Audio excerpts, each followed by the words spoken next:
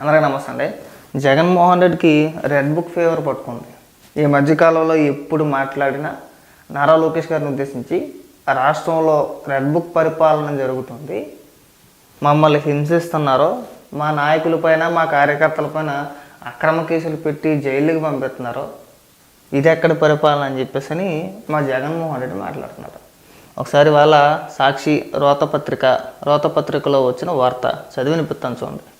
ఇది red book పాలన, హామీల అమలు వైఫల్యాలను నిలదీస్తే దొంగ కేసులు, కృష్ణా జిల్లా వైఎస్ఆర్సీపీ నేతల సమావేశంలో వైఎస్ జగన్ మండిపాటు, రాష్ట్రంలో వ్యవస్థలన్నీ కుప్పకూలిపోయాయి, ప్రశ్నించే గొంతులను అణిచివేయాలని చూస్తున్నారు, సోషల్ మీడియాలో ప్రభుత్వాన్ని విమర్శిస్తే తప్పుడు కేసులు, పోస్టింగ్లు పెట్టినా ఫార్వర్డ్ చేసినా కేసులు పెడుతున్నారు. ఇదే పరిస్థితి ఎప్పుడు ఉండదో, ప్రభుత్వ వ్యతిరేకత పెరుగుతుంది. సరే, ఒక చిన్న లైన్ రాసావు కదా ఇక్కడ, ఏమని?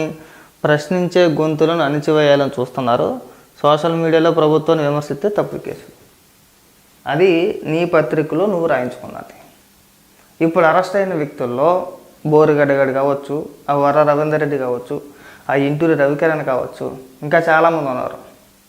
వీళ్ళు ఎవరైతే ఉన్నారో వాళ్ళు ప్రభుత్వాన్ని ప్రశ్నిస్తూ పెట్టిన పోస్ట్ ఏదైతే ఉందో దాన్ని నువ్వు అక్కడ చూపించు. మాట్లాడితే ఏదో ఒక టీవీ పెట్టుకుని టీవీలో చూపించేస్తావు కదా, చూపించాయా? ఇవో ప్రభుత్వాన్ని ఈ విధంగా ప్రశ్నించారు, మద్యం గురించా, ఇసుక గురించా, కరెంటు ఛార్జీల గురించా, రోడ్ల గురించా, లేదంటే సంక్షేమ పథకాలకు సంబంధించా, లేదంటే సూపర్ 6 గురించా, దేని గురించి ప్రభుత్వాన్ని ప్రశ్నిస్తే కేసులు పెట్టి అరెస్ట్ చేసి జైలుకి పంపించారు నువ్వు చెప్పాలా?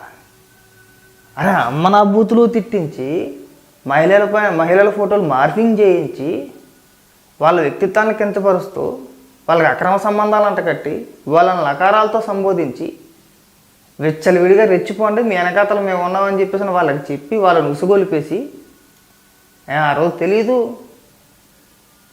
ప్రభుత్వాలు ఏ రోజు కూడా మనకు శాశ్వతం కాదు, ఇవాళ మన అధికారంలో ఉన్నాం, మనకు అధికారం ఇవాళ శాశ్వతం కాదని వదిలేసామంతే. పైగా బోరిగడ్డికి సెక్యూరిటీ ఇచ్చాం, మళ్ళీ గన్మెళ్ళకి 2 గన్మెళ్ళకి.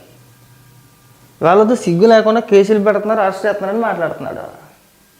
కానీ సిగ్గు ఏమైనా అనిపిస్తుందో? పైగా ఒక డైలాగ్ ఏం కొట్టాడంటే, పేరు నాని ఉన్నాడు కదా, పేరు నాని ఎప్పుడు అంటూ ఉంటాడంటే ఏమని, అన్న నీతో వచ్చిన చిన్న సమస్య ఉందంటే ఏంటంటే అతి మంచితనం, అతి నిజాయితీ, ఈ రెండు నీతో ఉన్న సమస్య అన్న. నాకు రాజకీయాల్లో అతి నిజాయితీ అతి మంచితనం పనిచేయదు అంటాడట. ఇటు పేరు నాని జోక్ చేస్తున్నాడని చెప్పేసి నేను ఎప్పటికీ తెలుసుకోలేకపోయావు నువ్వు. నా పేరు నాని జోక్ చేస్తున్నాను నీతోటి, ఊరికే అట్టా అనడంటే నీ మెప్పు కోసం.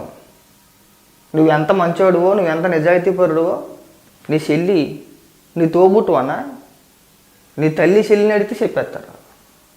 ఆడెవడో పేరు నాని అన్నట్టు తెలియట్లేదు, ఎక్కరెత్తున్నాడు, ఎటకారం ఆడుతున్నాడు, జోక్ చేస్తున్నాడు కూడా తెలుసుకోలేకపోతున్నాడు. నిజంగా నేను పిచ్చితనం ఇది.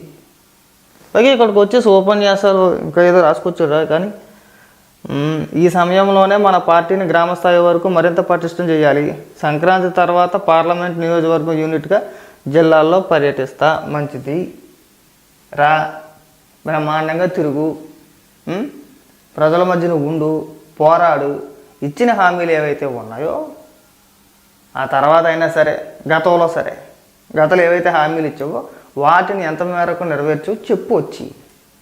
నేను ఎవ్వడూ అడ్డుకోడు.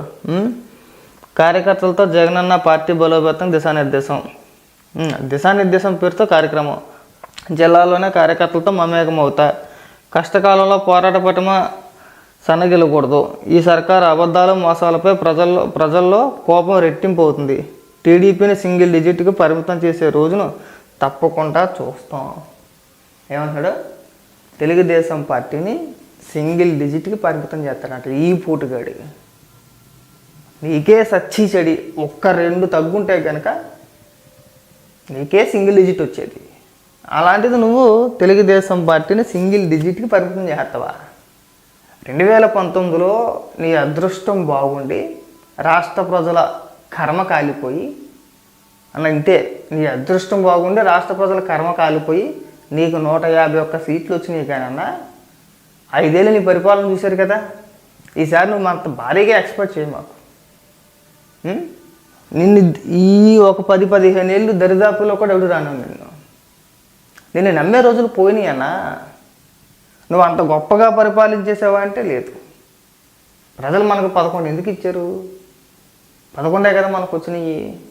ప్రతిపక్ష హోదా కూడా మనకు ఇవ్వలేదు కదా. అలాంటిది నువ్వు తెలుగుదేశం పార్టీని సింగిల్ డిజిట్కి పరిమితం చేసేస్తానని చెప్పేసి ఎలా చెప్తున్నావు? ఎలా అనగలుగుతున్నావు? అసలు ఏ విధంగా చేస్తావు చెప్పు. మనం చెప్పడానికి ఏమీ లేదు. నేను బట్టన్ నొక్కాను చెప్పుకోవడం తప్పితే ప్రభుత్వాన్ని విమర్శించడానికి ఏమైనా ఉందా నీ దగ్గర? లేదు. రోడ్లు వేస్తున్నారు, పరిశ్రమలు తీసుకొస్తున్నారు, యువతకి ఉపాధి అవకాశాలు కల్పిస్తున్నారు, ప్రభుత్వ ఉద్యోగానికి సంబంధించి నోటిఫికేషన్ రిలీజ్ చేస్తున్నారు. ఒక పక్క అమరావతి రాజధాని పనులు చకచకా జరుగుతూనే ఉన్నాయి. ఏ పని ఎక్కడా ఆగట్లేదు, పథకాలు ఆగట్లేదు. ఇచ్చిన హామీలు ఏవైతే ఉన్నాయో 1 by 1 ఒక్కొక్కటే నెరవేర్చుకుంటూ వస్తున్నారు, అమలు చేసుకుంటూ వస్తున్నారు. రాష్ట్రాన్ని అభివృద్ధి పరంగా ముందుకు తీసుకెళ్ళడానికి కూటమి ప్రభుత్వం ఏ మేరకు ప్రయత్నించాలో ఆ మేరకు ప్రయత్నం చేస్తూనే ఉన్నారు. కానీ ఇక్కడికి వచ్చేసి కార్యకర్తలని నాయకుల్ని పెంచోళ్ళని చేస్తానికి నేను సింగిల్ డిజిట్కి పరిమితం చేసేస్తానని మాట్లాడతాడు. ఇది పిచ్చితనం అన్న, ఎదుతనం కూడా కాదు, పిచ్చితనం అనుకోవాలా. అలాగే మన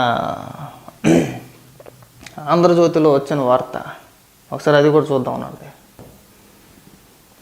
ఇదిగో విద్యుత్కి సంబంధించి మన జగన్మోహన్ రెడ్డి భాగవతం మొత్తం ఇక్కడ దొరికేద్దన్నమాట మనకి. వద్దంటే విన్నారా? సొంత ఆర్థిక శాఖ సూచనలు బుట్టదాఖలు. యూనిట్ ₹2.49 దాటొద్దని స్పష్టీకరణ. తక్కువ ధరే ప్రామాణికంగా తీసుకోవాలని విస్పష్ట సూచన. ప్రాజెక్టు ఆలస్యంపైనే అప్పుడే జాగ్రత్తలు. అయినా పట్టించుకొని జగన్ సర్కారు. ఆర్థిక శాఖ సిఫారసులు తోసిపుచ్చిన కేబినెట్. అన్ని ఛార్జీలు కలిపితే యూనిట్ ₹5 పైనే. అయినా అలవోకగా జగన్ అబద్ధాల ప్రవాహం. అదేనా మన భాగవతం. పైకి మాత్రం ₹2.49 నేను కొన్నాను, ఇలాంటి డైలాగులు అన్నీ కొడతావు. అది అమల్లోకి వచ్చేటప్పటికి అన్న మన దగ్గరికి వచ్చేటప్పటికి అది ₹5 పైనే, దగ్గర ₹6 చేరిపోతుంది. అది పైగా పెద్ద స్క్రీన్ ఒకటి వేసేసుకుంటావు. ఎందుకు మాట్లాడుతావు, ఏం మాట్లాడుతావో నీకు అర్థం కాదు. ఎందుకు వచ్చిన మాటలు అన్నీ కూడా ఒక్క మాట అంటే ఒక్క మాట నిజం ఉండదు. మినహాయింపు ఏది ఎక్కడ? 7,000 మెగావాట్ల సౌర విద్యుత్పై ఐఎస్టీసీ ఛార్జీలకు మినహాయింపు ఇవ్వాలని సిఆర్సీని కోరిన ఈఆర్సీ. జీపీఏ అమల్లోకి వస్తే ఐఆర్టీసీ వర్తించదని ఆందోళన. ఈసీఈ లేకపోతే జగన్ ఏం చెబుతారని నిపుణుల ప్రశ్న. అలాంటి వాటికి సమాధానం చెప్పడు. తను ఏం చెప్పాలనుకుంటున్నాడు చెబుతాడు, వెళ్ళిపోతాడు తప్పితే ఇలాంటి వాటికి సమాధానం చెప్పగలుగుతాడా? ఇదిగో తమరి భాగవతమే. ఇంకా ఉన్నాయి, 1 కాదు 2 కాదు.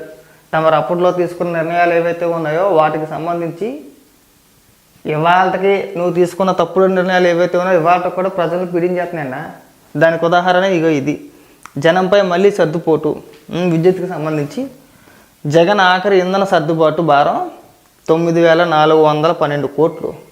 ప్రభుత్వంపై 1,500 కోట్ల వ్యవసాయ రాయితీ భారం. వచ్చే నెల నుంచి యూనిట్కి 92 పైసలు వసూలు. 2026 నవంబర్ దాకా వసూలుకు ఈఆర్సీ ఆదేశం. తమరి భాగవతమే. ఇక్కడ ఏమని రాసాం మన సాక్షిలో? ఇది ఒక్క నిమిషం. ఇక్కడ మన సాక్షిలో ఏమని రాసామన్నా? బాధుడు. ఇప్పుడు 9,412 కోట్లు. రాష్ట్ర ప్రజలపై భారీగా విద్యుత్ ఛార్జీల భారం మోపుతున్న చంద్రబాబు. ఇంకో ఈ 92 పైసలు భాగవతం నీదే అన్న. ఇక్కడ రాసుకొచ్చావు కదా. ఆదేశాలు జారీ చేసిన విద్యుత్ నియంత్రణ మండలి ఇప్పటికే బాబు వేసిన అదనపు భారం యూనిట్కు ₹1.27 ఉండగా ఇప్పుడు మరో 92 పైసలు. మొత్తంగా ₹2.19. తమరి భాగవతం ఇక్కడ ఉంది. అది కూడా తమరి భాగవతమే. ఇలా అందిన కాడికి వచ్చిన కాడికి అన్నిటిని దోచుకుంటూ వెళ్ళిపోయి నువ్వు ఎవరికై పాఠాలు చెప్పేది ఈరోజున ఇక్కడ?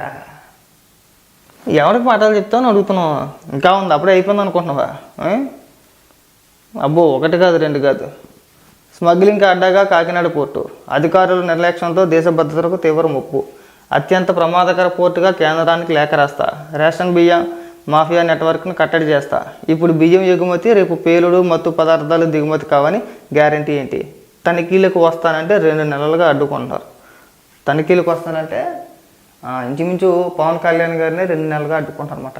అక్కడ ఉన్న పోర్టు అధికారులు ఎవరైతే ఉన్నారో, అంటే గతంలో పూర్తిగా ఆ పోర్టు మొత్తం కూడా ద్వారంపూడి చంద్రశేఖర్ రెడ్డి ఆధీనంలో ఉండేదని చెప్పి వార్తలు వచ్చాయి.